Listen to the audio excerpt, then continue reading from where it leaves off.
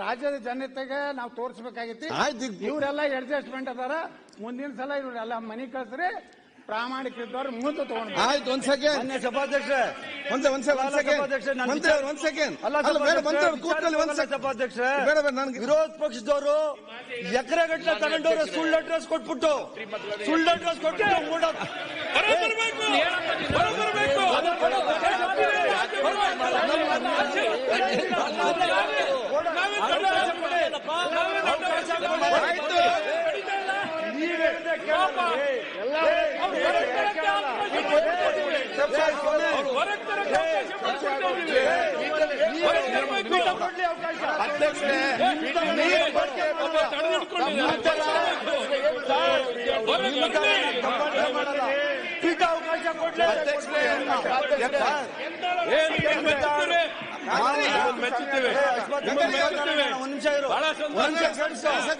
ಮಾನ್ಯ ಎಕ್ಸಾರ್ ಸಾಹೇಬ್ ಏನೈತೆ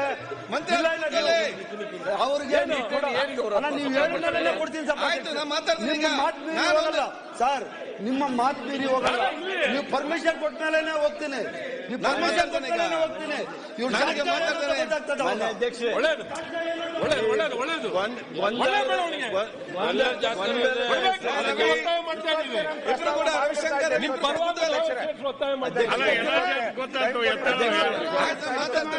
ನೀವು ನನಗೆ ಪರವಾನಗಿ ಕೊಟ್ಟಿದ್ದೀರಿ.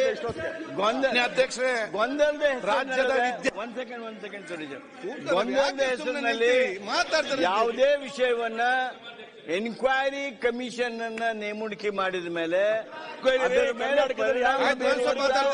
ಯಾವುದೇ ರೀತಿಯಾಗಿರ್ತಕ್ಕಂಥ ಚರ್ಚೆ ಅಥವಾ ಯಾವುದೇ ಹೇಳಿಕೆಗಳು ಈ ಸದನದ ನಡವಳಿಕೆಗಳಲ್ಲಿ ಬರ್ತಕ್ಕಂಥ ಅರಿಕೆ ಮಾಡ್ತೀನಿ.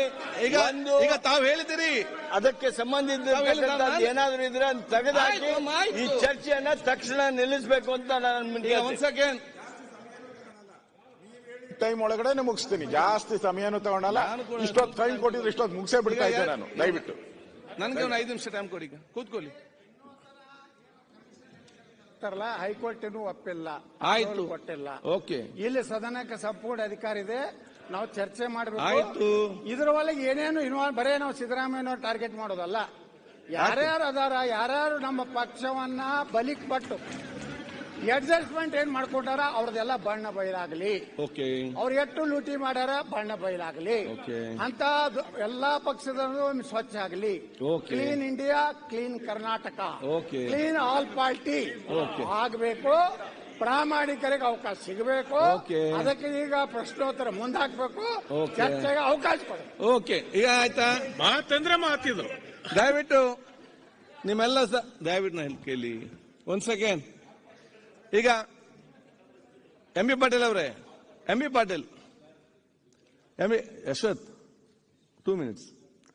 ಈಗ ಪ್ರತಿಪಕ್ಷದ ವಿಚಾರ ಎಲ್ಲ ಮಾತಾಡಿದ್ದಾರೆ, ಆಡಳಿತ ಪಕ್ಷದವರು ಕೂಡ ಇವತ್ತು ಮಾತಾಡಿದ್ದಾರೆ. ನಿಮ್ಮೆಲ್ಲ ವಿಚಾರ ನಾವೆಲ್ಲ ಕೂಡ ಇವತ್ತು ಕೇಳಿದ್ದೇನೆ. ನಾನು ಕೂಡ ಈ ಪೀಠದಲ್ಲಿ ಒಂದೇ ನಾನು ಇವತ್ತು ನಿಮಗೆ ಮಾತಾಡುವಂಥದ್ದು. ಏನು ಗಡಿಬಿಡಿ ಮಾಡಬೇಡಿ, ಪ್ರಶ್ನೋತ್ತರ ಪ್ರಾರಂಭ ಮಾಡಿ. ನಾರಾಯಣ ಮೋಟಮ್ಮ,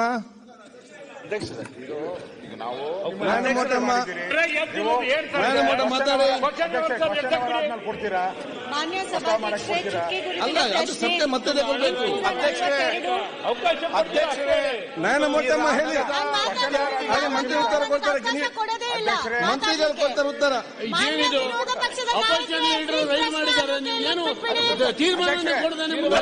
ಲಕ್ಷ್ಮೀ ಹೆಬ್ಬಾಳ್ಕರ್ ತೀರ್ಮಾನ ಕೊಡಿ.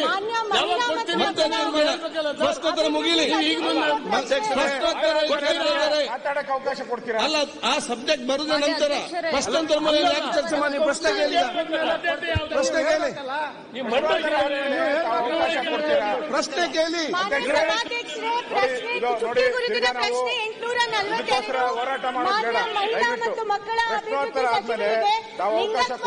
ಅಲ್ಪಸಂಖ್ಯಾತರ ಬಗ್ಗೆ ಪ್ರಶ್ನೋತ್ತರ ನೀವು ನನಗೆ ಪ್ರಶ್ನೋತ್ತರ ನೀವು ಅವಕಾಶ ಕೊಡಲಿಲ್ಲ. ನೀವು ನನ್ನ ಹತ್ರ ಕೇಳ್ತೀನಿ, ನನಗೆ ಪ್ರಶ್ನೋತ್ತರ ಮಾಡಿ ಅವಕಾಶ ಕೊಡಿ. ಮತ್ತೆ ನೋಡ್ತೇನೆ ಸಬ್ಜೆಕ್ಟ್ ಬರಲಿ. ಅವಾಗ ಅಜೆಂಡಾ ಇದೆ, ಒಂದು ಸಬ್ಜೆಕ್ಟ್ ಇದೆ, ಆ ಸಬ್ಜೆಕ್ಟ್ ಪ್ರಕಾರ ಹೋಗುವ. ಆಯ್ತು, ಈಗ ಯಾಕೆ ಅದು ಮುಗಿದ ನಂತರ ಸಬ್ಜೆಕ್ಟ್ ಬರುದಲ್ಲ? ಈಗ ನಾನು ಯಾಕೆ ಹೇಳ್ಬೇಕು? ಈಗ ಅದನ್ನ ಈಗ ನನ್ಗೆ ನೀವು ಅವಕಾಶ ಕೊಡಲಿಲ್ಲ. ನಿಲುವಳಿನ ನೀವೇ ರೂಲ್ಸ್ ಪ್ರಕಾರ ಹೇಳಿದ್ದೀರಾ ಕ್ವಶನ್ ಅವರ್ ಆದ್ಮೇಲೆ ತಗೋಬೇಕು ಅಂತ. ಅದನ್ನ ಕ್ವಶನ್ ಅವರ್ ಕ್ವಶನ್